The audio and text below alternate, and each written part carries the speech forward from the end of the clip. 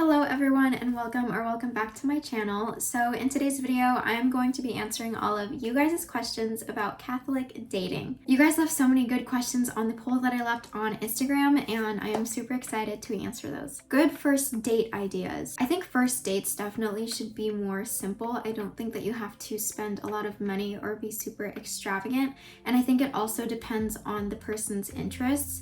But in general, I would say a good first date idea would be something like starting the day off with mass or adoration, and then maybe getting some coffee and going for a walk afterwards. Things like doing a picnic or a really nice dinner I feel like are really good first date ideas as well. Again, I think it also does depend on the person's interests, but it's also a first date, so there's not really tons of pressure to do something very specific. First dates are first dates, so you're just getting to know each other, so I think in general it should be pretty simple, but there should also be some effort that's put into it. Thoughts on long distance relationships. I think long distance relationships can absolutely work if you are willing to put the hard work and commitment that is required of it. I know people that were long distance relationships and it was hard, but they worked through it, and in the end it ended in marriage, and some of them even have kids now. There is definitely pros and cons to long distance relationships. Obviously, not being able to be together and spend that time together in person can be difficult, especially if you live in different time zones. There's also that adjustment that you have to get used to. But overall, I do feel like long distance relationships are worth it, just as long as you really do like this person and you do see a future with them.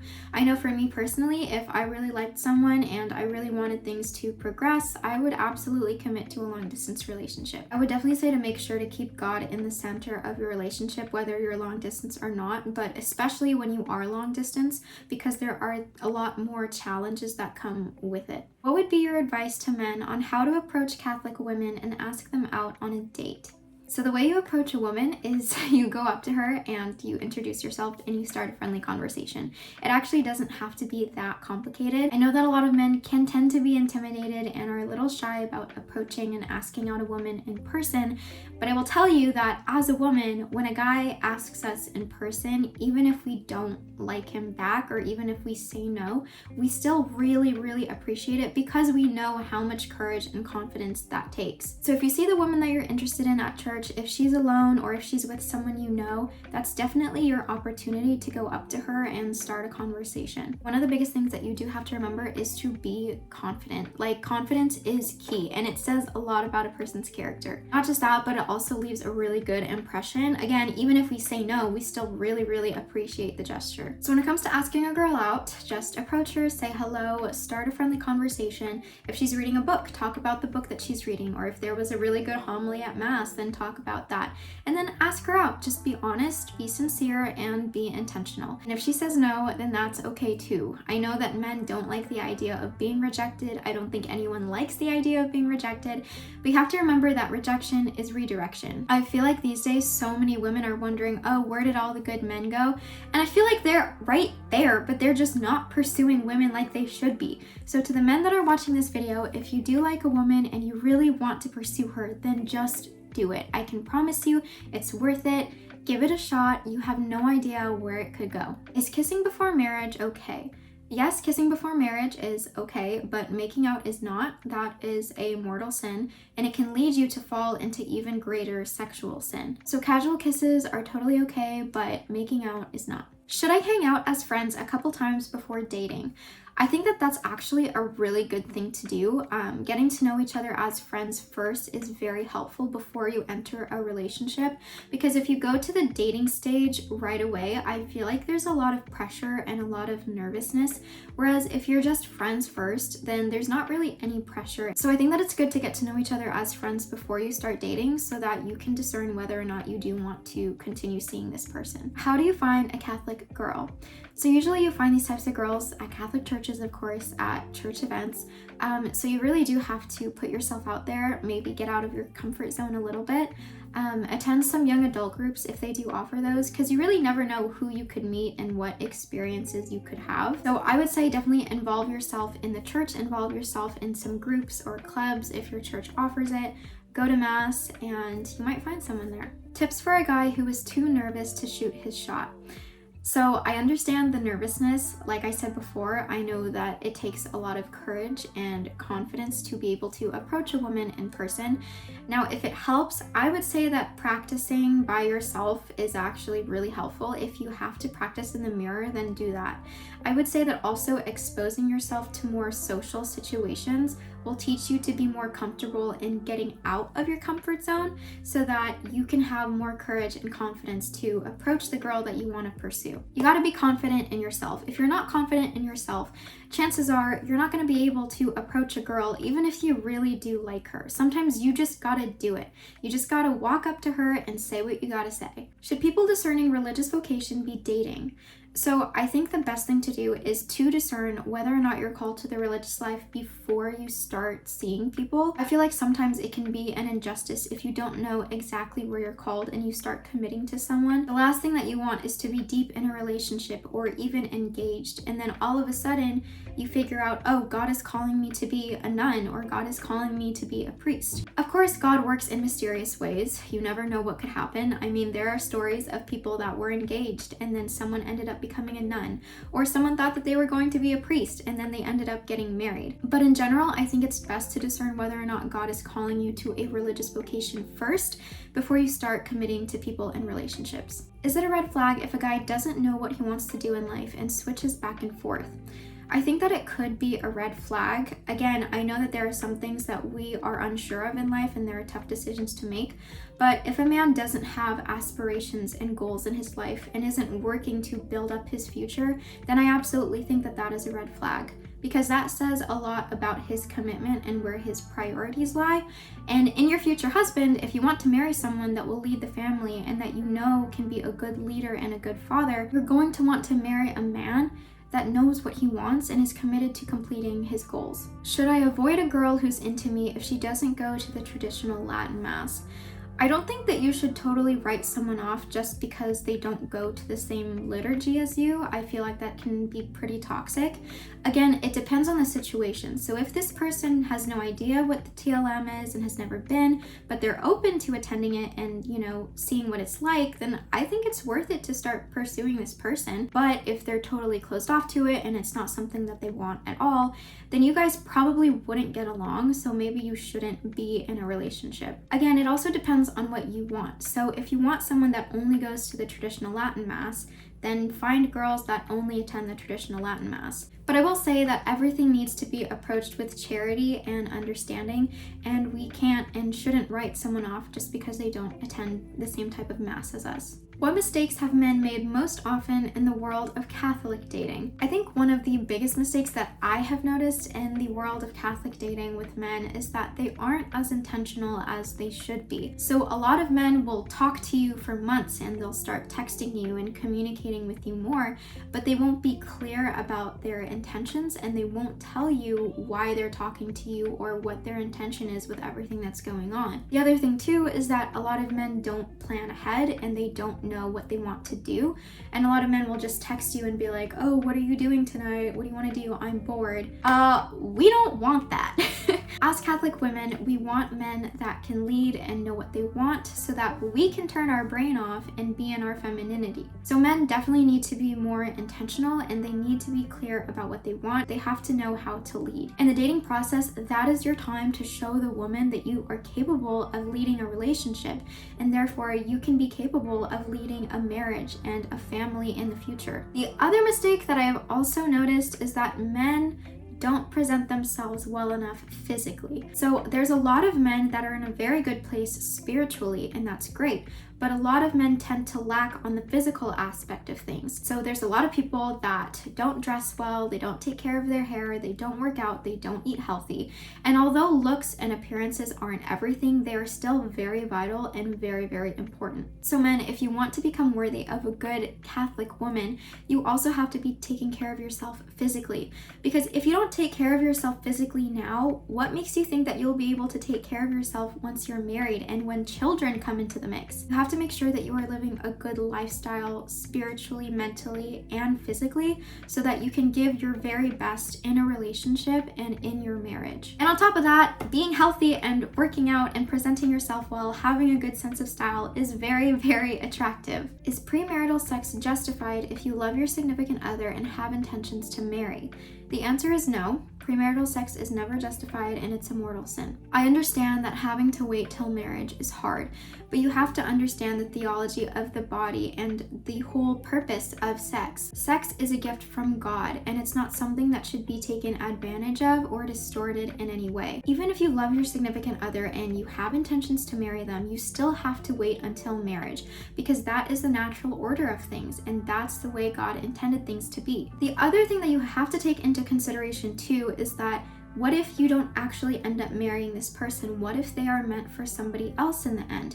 This is somebody else's spouse that you are taking care of.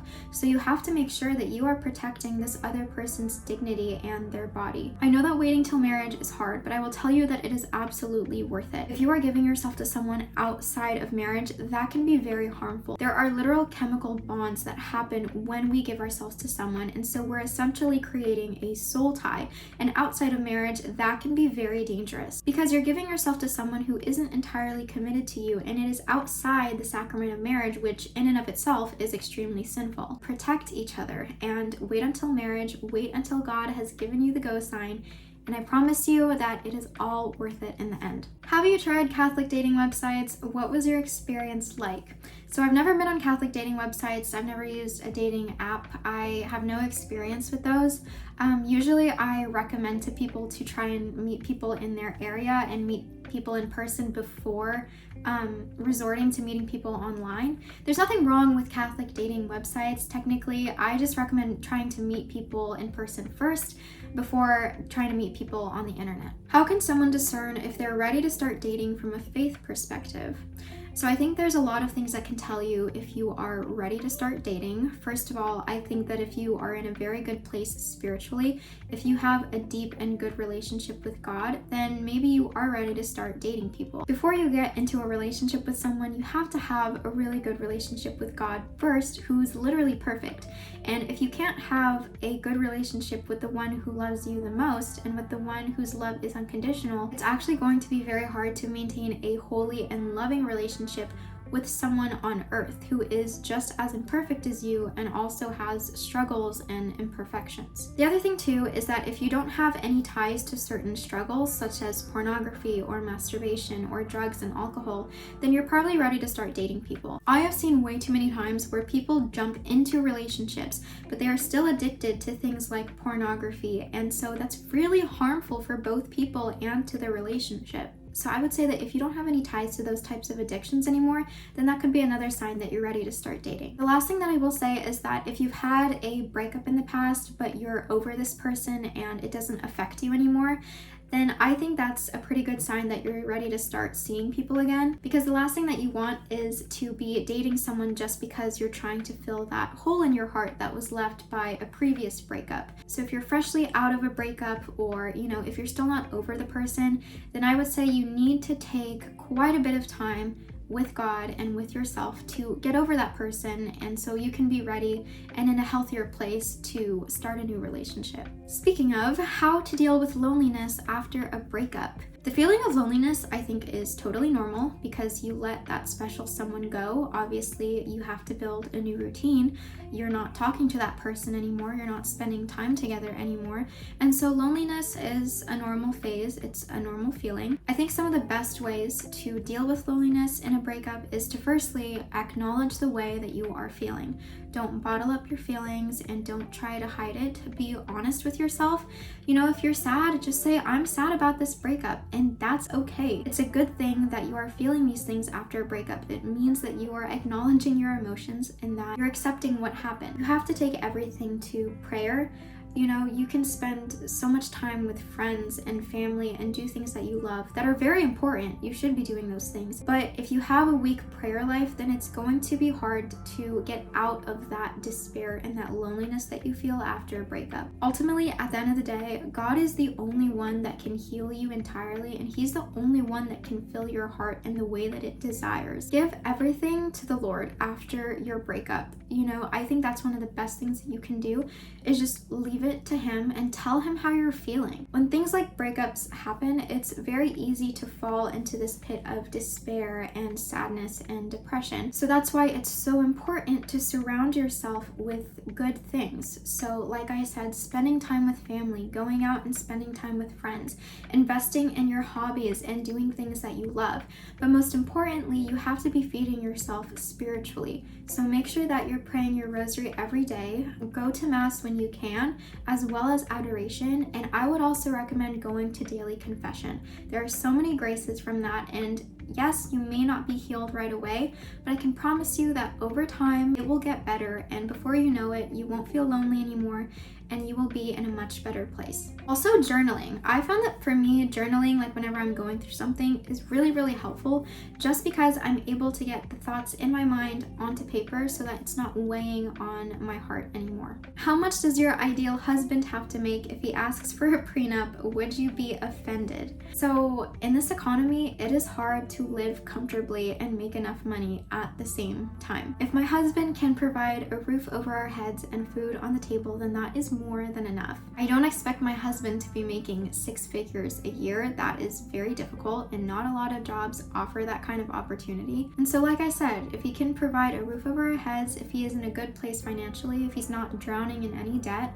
then there's no problem with that. Now, the prenup thing, us Catholics don't believe in prenups. Prenups actually invalidate the sacrament of marriage. Prenups are basically saying, oh, I don't trust you enough, so just in case we get divorced, I get my fair share of things. Marriage is a lifelong commitment, so there's no room for prenups just in case. Marriage is a sacrament given by God, and it's a covenant that no man can undo. So if any guy that I'm seeing ever asks for a prenup or believes in prenups, that's not the kind of man that I am going to marry. Should a relationship be toxic? No. How do I make the most of being single and practice patience during these seasons? So I would say that one of the most important things that you have to make sure that you are doing in your season of waiting is having a really deep relationship with God. Pray every single day, go to Mass, go to confession, go to adoration. Give yourself to the Lord first before giving yourself to somebody else. Other than that, it's really important to keep yourself busy and to invest in yourself. So do the things that you love. If you love horseback riding, go horseback riding, or if you want to take up a new sport, do that.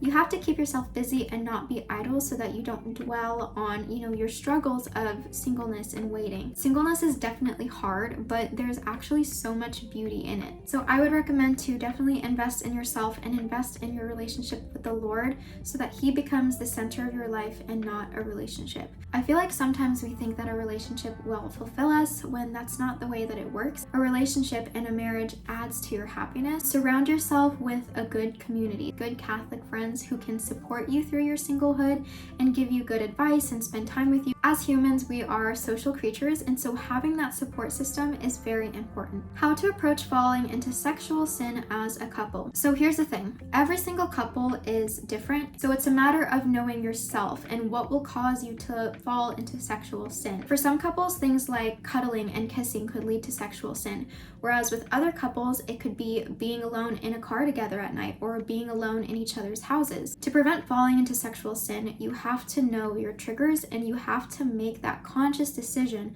to avoid all near occasions of sin. So again, know yourself and know what your partner's weaknesses are as well, so that you guys are both aware and you can help support each other in those times of weakness. Most importantly though, it is very, very vital to go to Mass together and go to adoration together and go to confession together as well. St. John Paul II actually has a really good book on human sexuality called Love and Responsibility, so I would highly recommend checking that book out and reading it together if you can. Is it necessarily wrong to pray for a specific guy as you're thinking of dating? I don't think that it's wrong to take things to prayer and to talk to the Lord about things. You know, if you like a guy and you're interested in him, it's good to pray about it and to tell the Lord about what's on your heart. But emotional chastity is also a thing. So don't invest yourself into someone who is not pursuing you and who isn't putting in that effort into talking to you and getting to know you better. Usually with most guys, if they're not pursuing you, most of the time it means that they just don't want to pursue you. I know in some cases guys are pretty shy, so they don't make the first move. So if you feel called to it, then of course you can talk to the guy and ask him what his intentions are or how he feels about you. But I will say that most of the time, if a guy doesn't pursue you, it's probably because he doesn't want to. And it's a bit of a harsh truth to accept, but that's just the reality of things. I can promise you that a man who really wants to get to know you and pursue you will make efforts in doing so. What to do if your partner isn't Catholic and kind of seems like they will never be Catholic. If you want to build a domestic church within your home and you want to marry a devout, practicing Catholic man who is passionate about his faith and passionate about his relationship with God, then it's probably time to reevaluate your relationship if the person that you're seeing right now has no desire to be Catholic or to live a true, holy Catholic life. Actual dating chastity guidelines. I've only come across vague, confusing answers. Again, like I mentioned before, each couple is different, so certain chastity guidelines might not work for you. But in general, my best advice to you would be don't put yourself in your occasions of sin with this person. Don't have sex before marriage. Know each other's weaknesses and struggles so that you can move forward accordingly, and continue to pray to the Lord and His Blessed Mother to keep your relationship pure and holy. Things like holding hands and having your arm around each other are totally okay, but when things get a little too close, a little too intimate, especially when you are alone, that is creating the opportunity to fall into sexual sin.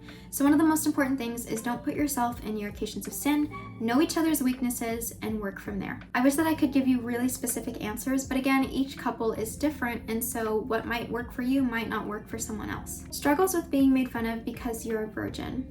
I will tell you that one of the best things that you can brag about these days is actually being a virgin. We literally live in a society where promiscuity is running rampant and everyone is giving themselves to random people. If you are a virgin, that means that you are maintaining your purity and waiting to give yourself to the person that God has for you in marriage. So I would tell you, when it comes to being made fun of, understand that some of these people who are making fun of you just don't understand the depth and the beauty of saving yourself and not having sex before marriage. When you get married and you finally give yourself to that person, it's absolutely worth it, and it is a beautiful thing. And I can promise you that you will never regret saving yourself. All of those times where you were made fun of because you're a virgin will not matter. You will have given yourself as a gift to your husband, and that's one of the best things that you can give him in your marriage. And that's a pretty big thing to be happy about. So I would say continue on with waiting till marriage. Be strong in that. There's going to be a lot of persecution in any of your decisions. You can't please everyone. How do you recommend meeting people who share the same faith? So the best way to go about this is to go to Catholic churches, go to Mass, and go attend young adult groups if your church does offer that. There are a lot of young adult groups in my area that are great, and this is where you meet people who can be really good friends and who you can lean on for support. So definitely look in Catholic churches. It's going to be hard to find devout Catholic people outside of the Catholic Church, so put yourself out there, and you never know what God could send you. I am Catholic, dating a Baptist pastor's son. Is it wrong to continue on plus want marriage? The church does permit you to marry a non-Catholic. But with this question, I would ask you, what are your goals and what do you envision for yourself in your future marriage and your future family? Do you want to raise your children Catholic? Do you want to take your children to church?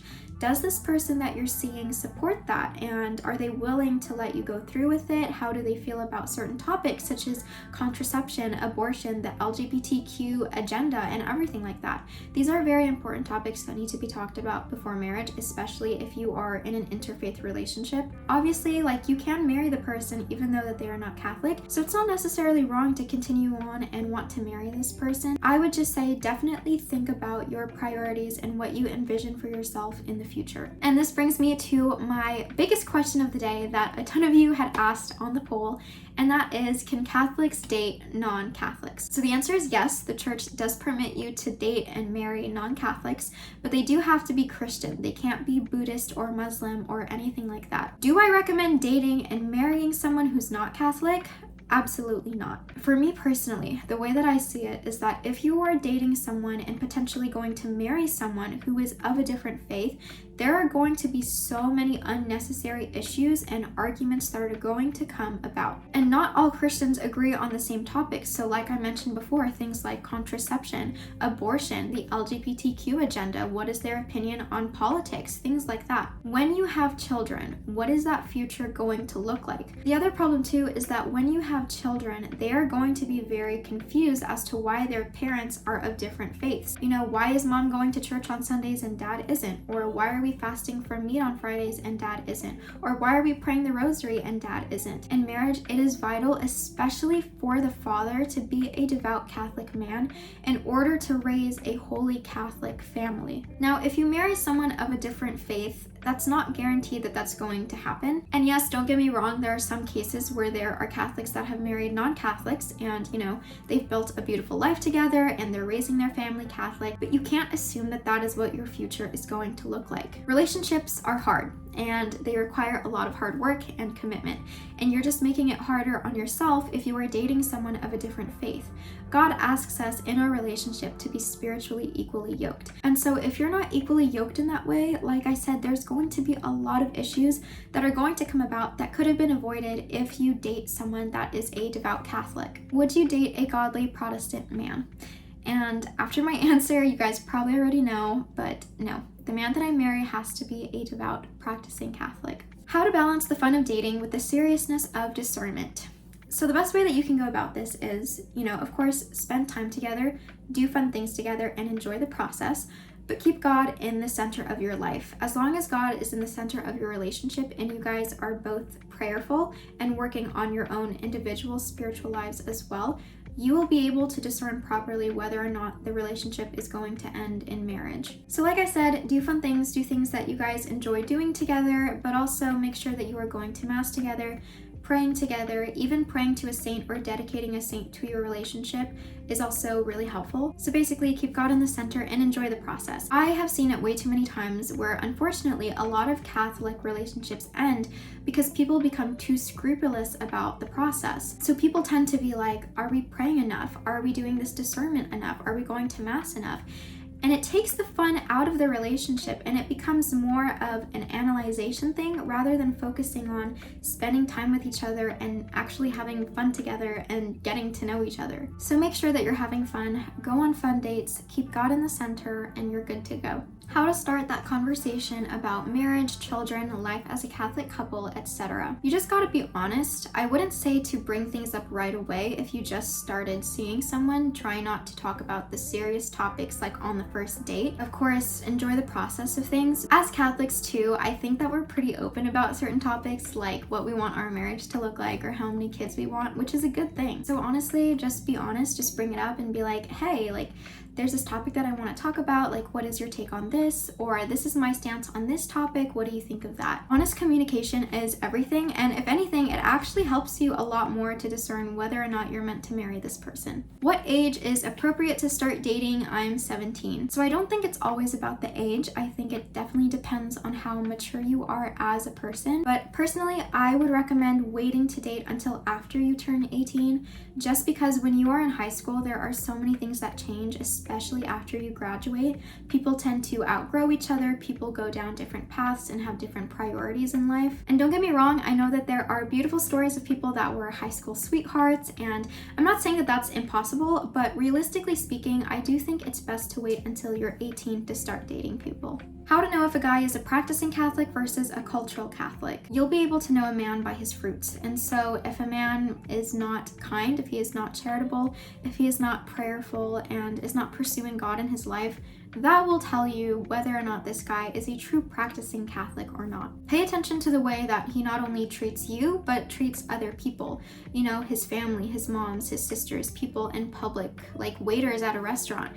These are things that can be very telling of a person's character. So look at his virtues, and if the man that you're seeing is not virtuous, then that tells you he's most likely Catholic by name and not an actual devout Catholic. How do I know he's the one God has planned for me? How can I be 100% sure? There are different ways to tell whether or not you should marry this person.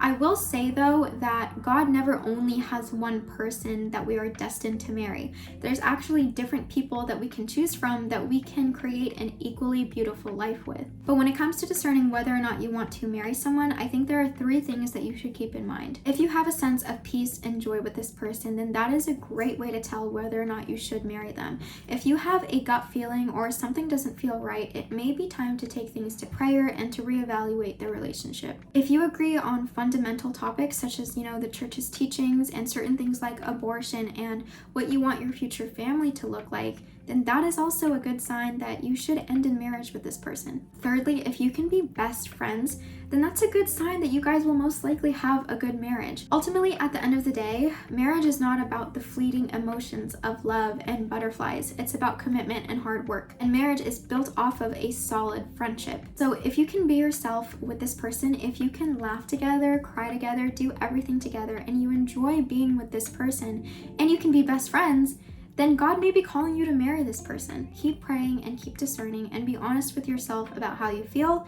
Another thing too is to talk to spiritual directors, talk to people that are older and wiser than you, such as your parents, who can give you an honest and wise opinion on your relationship. Because sometimes when we're in a relationship, we can tend to have rose-colored glasses on, and so we don't see red flags or faults in the other person that we should be seeing. So seeking counsel is also important, but those are the 3 things that I would tell you to keep mind of.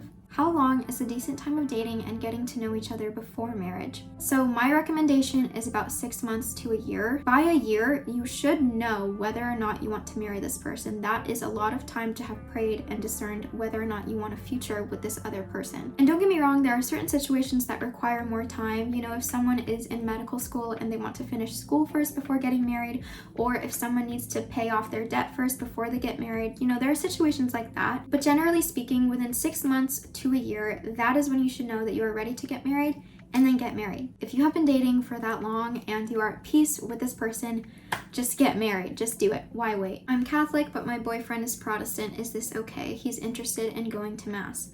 So like I've mentioned before, it is okay to date a non-Catholic, and I think that if they're very open to the faith too, that's also a really good thing. Obviously, of course, keep prayer and discernment and your relationship with God at the center, and He will lead the way. But it's okay to be dating a Protestant, especially I think if they are interested in becoming Catholic or, going to Mass or praying the Rosary. That's a good thing. Do you think it's best to move in before you're married or after?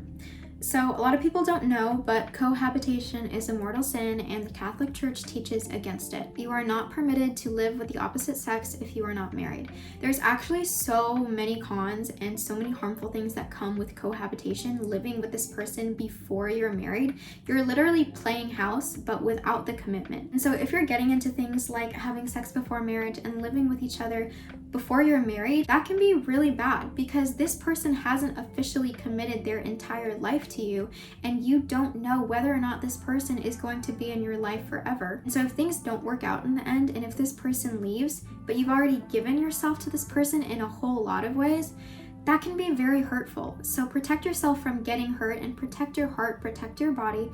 Don't move in with each other before you're married. Don't have sex before marriage.